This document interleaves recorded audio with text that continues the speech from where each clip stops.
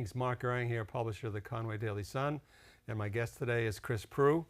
Chris, how you doing? I am doing well. I have to say I'm a little bit intimidated to be in this seat right now after having done it from your seat for so long. I can ask questions and hopefully... Okay, well, now's your chance to answer them. So, Chris has ran White Mountains TV, outdoor TV, and it all came to an end, I guess, on August 1. Yes, yeah, July 31st was our last day of broadcast. Right. So explain, before we talk about how that happened and came about, and your history, because you've been with it for a couple decades anyway, I know that. What is White Mountains TV, and where could you find it? I know it's on Channel 16 on Spectrum, and so talk about that a little bit. So most recently, we were on Channel 16, Spectrum Cable, which aired throughout Carroll County, New Hampshire, and a little bit into Oxford County, Maine. We also had a bunch of streaming properties. We were mostly on the Outside, it's changed names a couple times, the Outside Watch or the Outside TV app, which is available on all your major streaming platforms, Roku, iOS, Android, etc.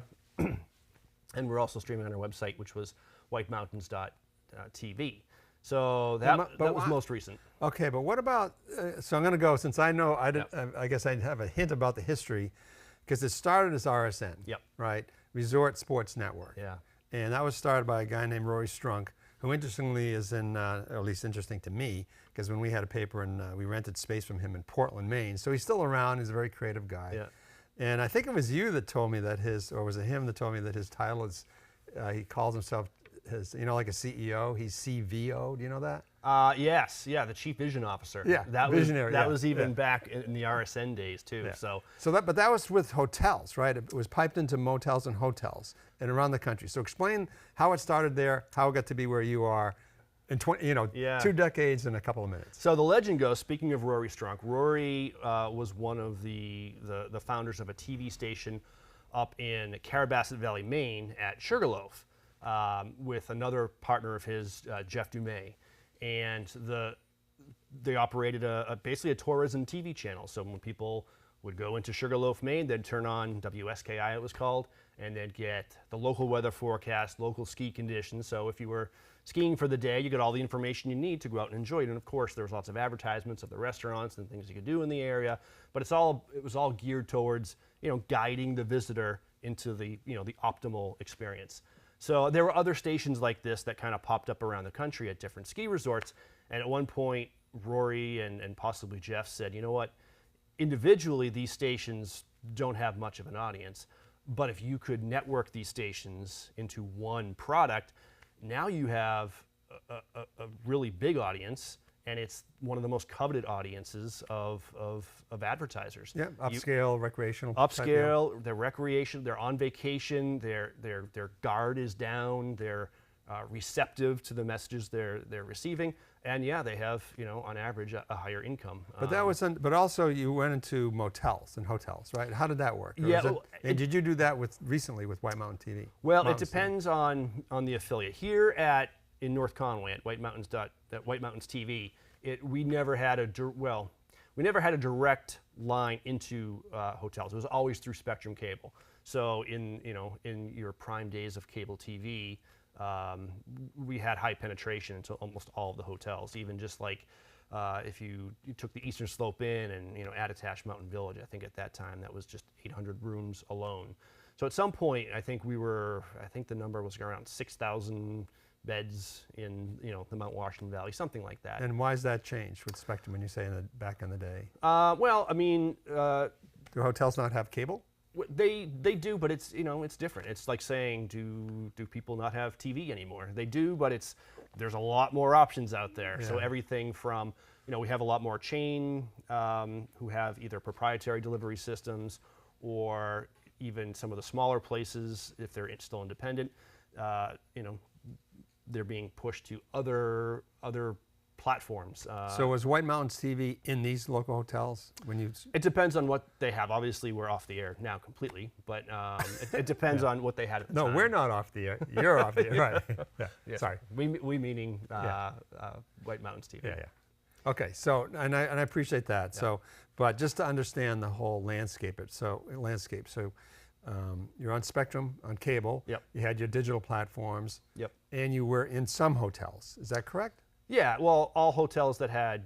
So Cable. what we would traditionally do is we would have TV cards. So we partnered with lodging properties to post our TV cards next to the TV.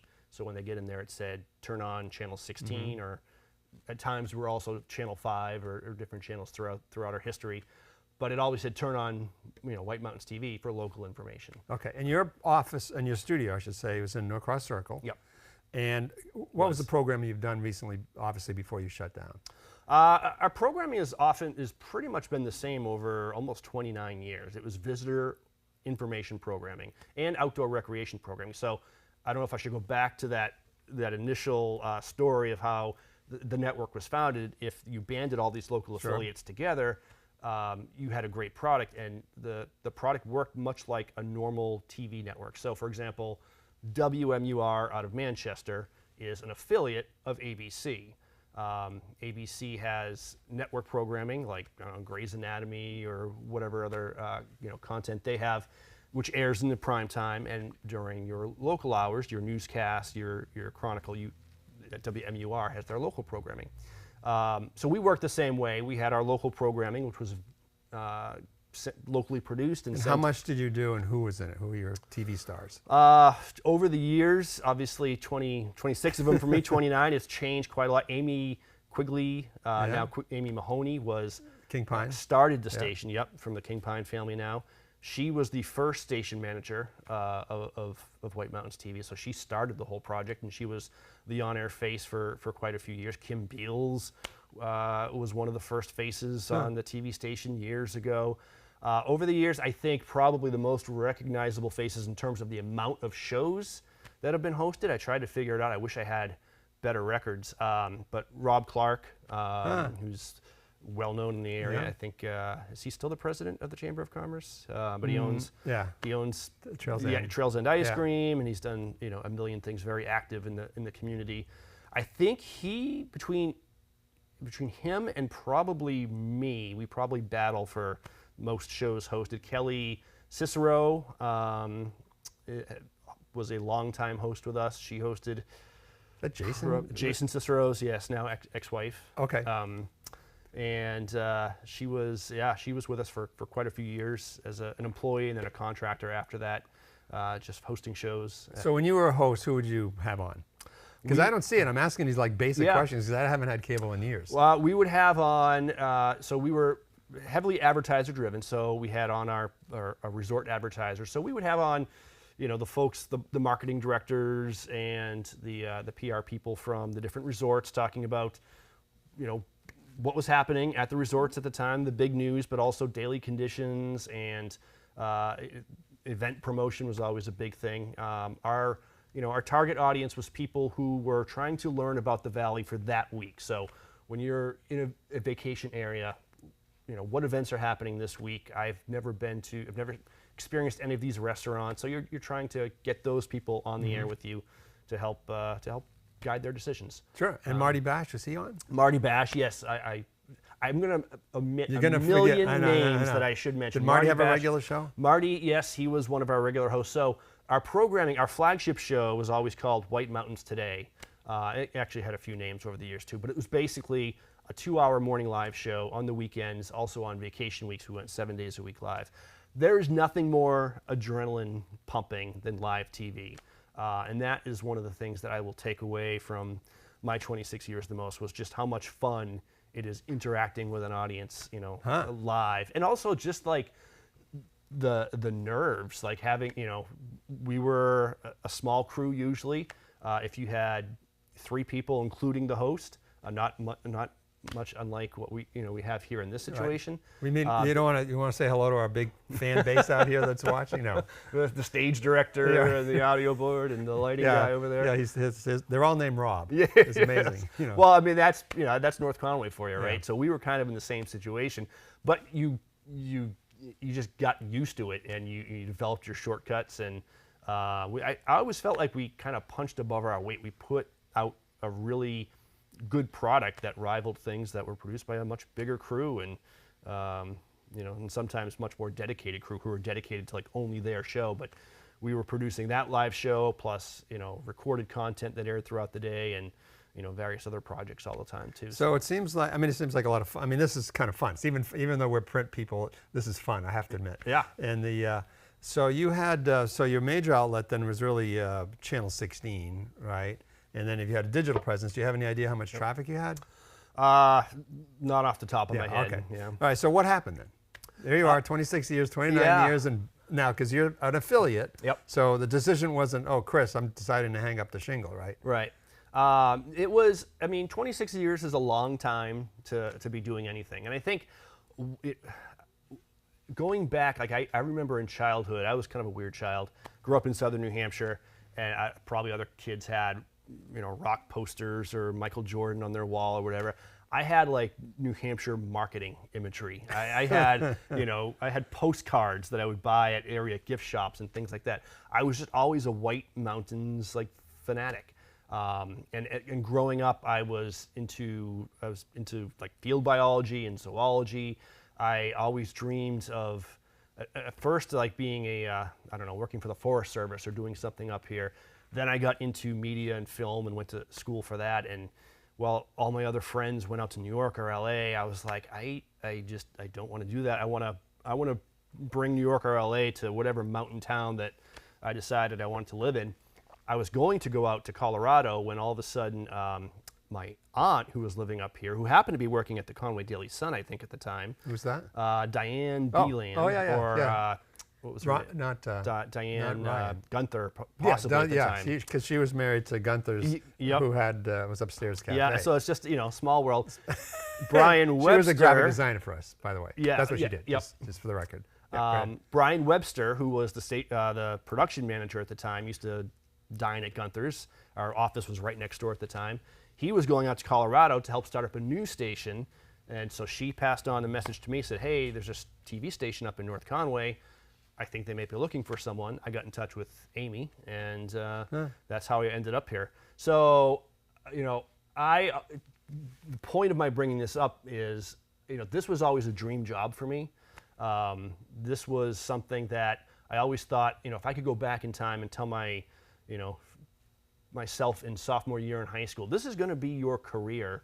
I think I would have had a hard time breaking that little kid's heart by doing anything else. So I think that's part of the reason why, you have a job for 26 years. It was a dream job. It was fun. The people were great. I loved what I did.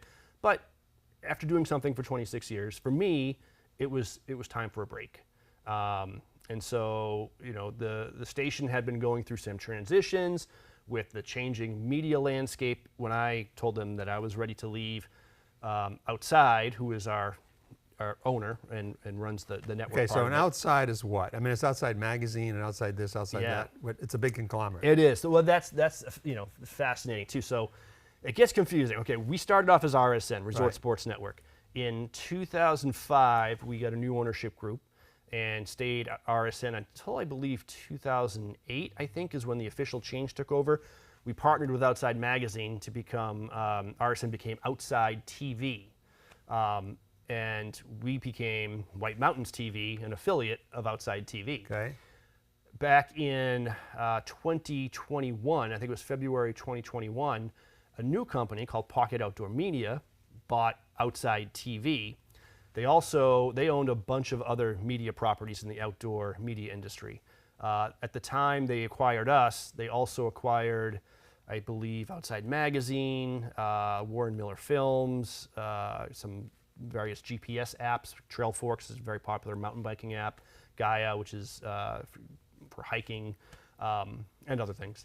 But when they acquired all of these properties, they adopted the name Outside.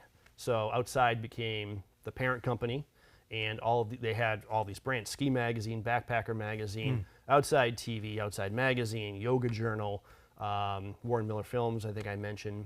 And how many of the affiliates how they exist today?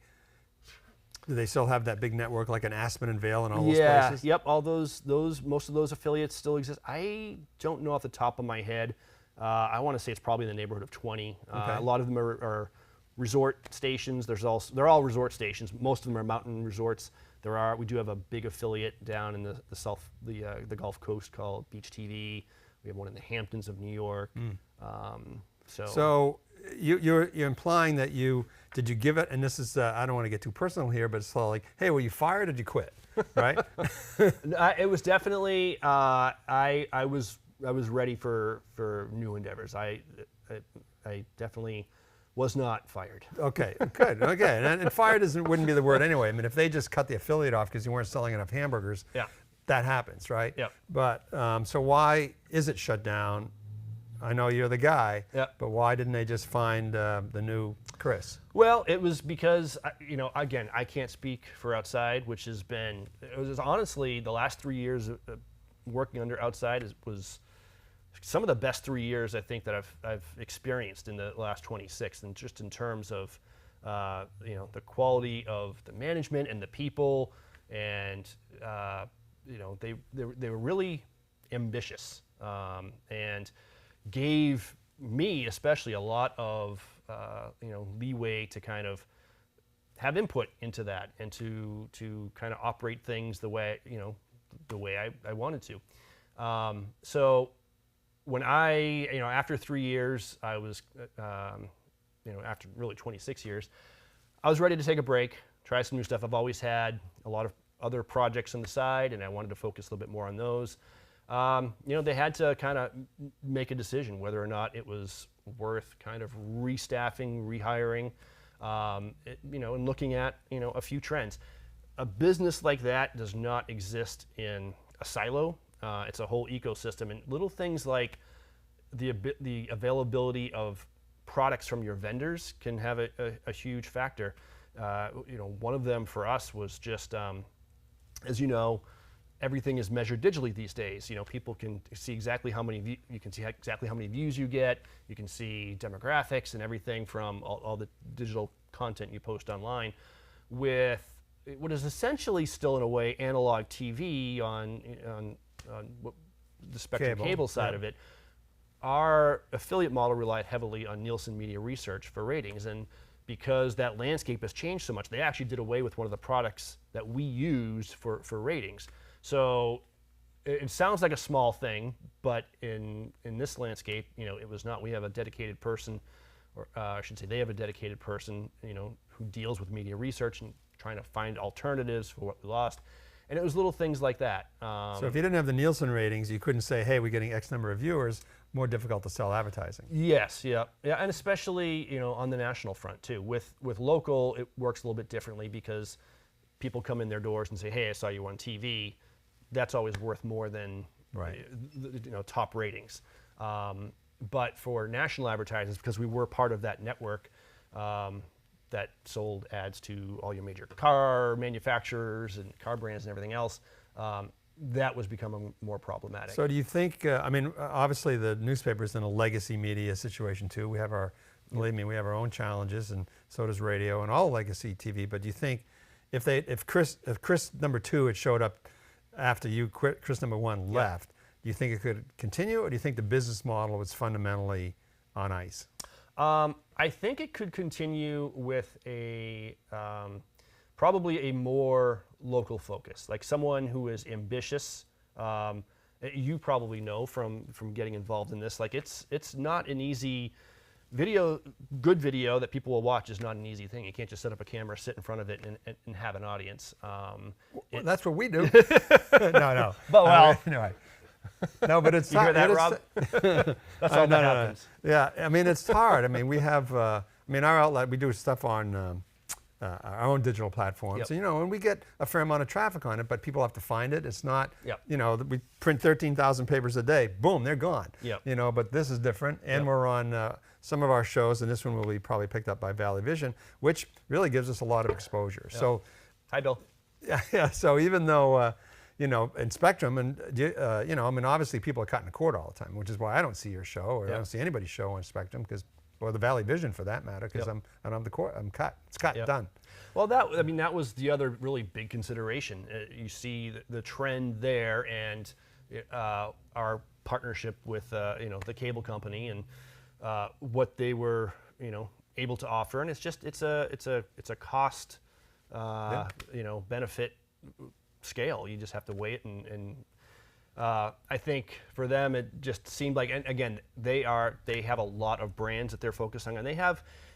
Things are constantly evolving. Back in 2005, the only way to watch outside TV was through this network affiliate, network of affiliates.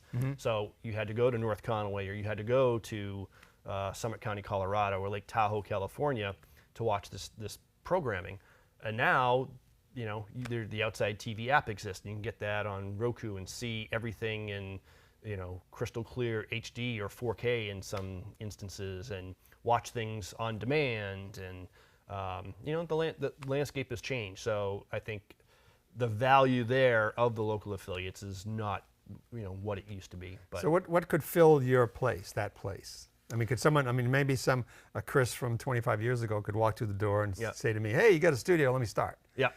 But that's a tough one, because again, we don't have the reach that probably would be needed to attract big advertisers, particularly that you were involved with affiliate with national advertisers. Yeah. I think to a large degree, what digital media has done has changed the value equation. It used to be distribution was key. If you couldn't get distribution, you didn't get seen. But now distribution is easy, and if you have the content, then people will find you. Sometimes it takes a little while, but if it's the right content, it'll go viral, and you don't have to have a major motion picture deal with whoever, Paramount or Disney, to get it distributed. So they're always on the lookout for the next creator, and the whole kind of process and equation is flipped on its head a little bit. Yeah, I know. I always say the word now is content is king, right? Yeah. For all media. And I remember when we started the paper, George Cleveland said something like, we were just having troubles at the beginning for all kinds of reasons, financial and just getting all that stuff. And George would say, well, just stay with it. Information is key. Whatever the medium is, the business model, but the key is the information. Now we say content. Yeah. But the content is king, and sticking with it for long enough, obviously you establish a brand, and people know what that brand represents. They know where to go. It's top of mind. If someone wants to know information, where's the first place they know they can find that information? So, right. So what's next for Chris? That's a good question. This is kind of nice. I like sitting here at this table and being interviewed instead of interviewing somebody else for right now. I'm taking, the way I'm describing it is, I'm taking a little bit of a rest. I still have lots of video projects, some corporate stuff that I'm working on at a nice pace, which is a little bit better than the frantic pace of the last many years. I don't even know if I want to say this here, but go ahead. There's nobody listening. Good. But maybe this will give me some accountability. Although I don't really, I do have a schedule. Like every other person, I am writing a novel. Really? That's been something that about 10 years ago or so I made some good progress on, and then it kind of fell to the wayside as other priorities took over. And I'm trying to make that the priority again. Like a locally based? Locally. It does have, a lot of it draws on experiences here from the last 26 years. It is pretty locally based. No necessarily names you'll identify, but if you look at the characters, you can probably like a murder mystery? This one, not so much. I would put it in the category of kind of your young adult fantasy, kind of your Harry Potter, Narnia, Spiderwick Chronicles. So give us a little tease here. You mean like dragons coming off of Cranmore? No dragons. Only actual, things that you might find in the White Mountain National Forest. Huh. But with from a different perspective, I guess you could say. Nice. It's a little bit mind-bending. Did you ever read? Remember Peter Pinkham? Yes. So he wrote a couple mysteries novels, and I don't recall the name of them, but they're all based locally, and they were very local, very good. I obviously didn't get on the New York Times bestseller list, but I would think someone who's writing one might be interested in checking them out. I've got to, I should check them out. The only thing I remember about them, if it's the same book, is I remember it opened with a house blowing up in Bartlett from a bazooka strike or something. That could be Lisa Gardner. I don't know. I mean, she's written locally. Yes, yeah, she's. All right, Chris, we're running out of time. What else? Oh, what about Has it been a half hour already? No, not yet. We got 2 minutes to go. So But what you know about I'm gonna fill the? that very easily. Okay. What else do you want to say? What else? You know what? Thank you. I Okay, appreciate you got that. 2 or 3 because, minutes. Go ahead. Because my main reason for coming on was just to say, thank you to everybody for the last 26 years for me, 29 years for RSN/Outside. And, the station kind of went off air, slipped away kind of in the middle of the night. We did, if you were watching, we did tell you it was going to happen. But for a lot of people who aren't up here on a regular basis, it's been there. That's what they've done. They come up here, they turn the TV. One of the quotes I remember from one of our viewers was, "That's how we know we're in the White Mountains. When we get into our hotel, our condo, whatever it is, and we turn on the TV and we see your station." So to everybody who has watched us, I think we've done like 3,000 live shows, given away 7,000 prizes on our Watch and Win trivia contest over the years. Everybody who's participated, all of our sponsors and clients over the years, everybody who's come on, thank you so much from the bottom of my heart, and I think from the hearts of everybody who has worked at that station over the years. Because for me, it truly has been a labor of love, and in a weird way, it's tough to say goodbye. I still have nightmares at night that there are things going on there at the office that are undone that I still need to do. So it's tough to break away, but I'm enjoying it. Well, Chris, I'm glad you're in good shape and that you're leaving on the terms that you want to leave on. It's always a little sad when any media goes when you're in the media business, but good luck, my friend. Thank you, sir. Okay, Thank you so much Chris. for having me on. All right, sure.